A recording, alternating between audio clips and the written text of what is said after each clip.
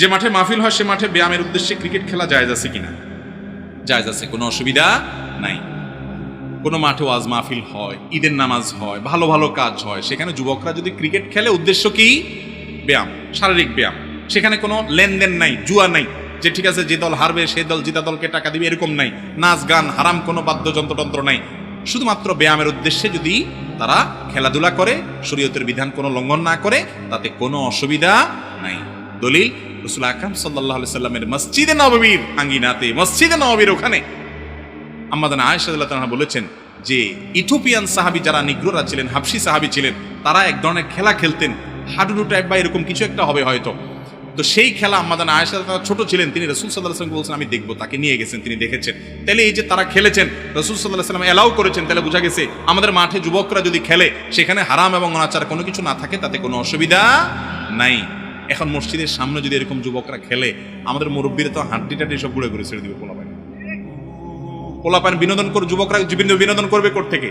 Saudi আরবের বিভিন্ন মসজিদে প্রায় বেশিরভাগ মসজিদের পাশেই যুবকদের জন্য সুন্দর সুন্দর ক্লাব আছে, যে ক্লাবগুলোতে যুবকরা ভালো ভালো কাজ করে, সুন্দর সুন্দর তারা আপনার কোরআন তেলাওয়াতের কম্পিটিশন, বিভিন্ন কবিতা আবৃত্তি, সাহিত্য চর্চা, তারা বিভিন্ন দেশে বিভিন্ন শুদ্ধ ভালো সংস্কৃতির চর্চা, এগুলো তারা করে এবং সমাজের কল্যাণের জন্য তারা ভূমিকা রাখে। তারা একটু দেখে, এক অন্যের সাথে আড্ডা মারে, কথা বলে, ভালো মন্দ শেয়ার করে।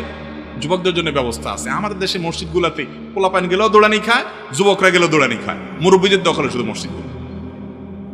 ঠিক না ঠিক?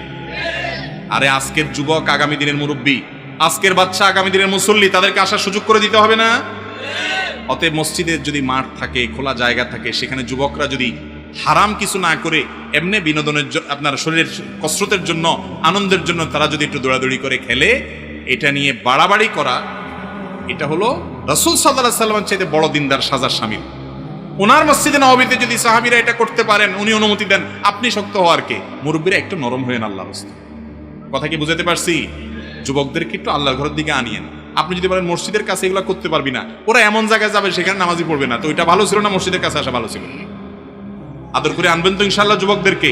এরাই তো আমাদের ভবিষ্যৎ, এদেরকে ধ্বংস করে নিয়ে যাচ্ছে ইসলাম বিদ্বেষীরা, শেষ করে ফেলতেছে। আমরা তাদেরকে টানতে হবে ইনশাআল্লাহ।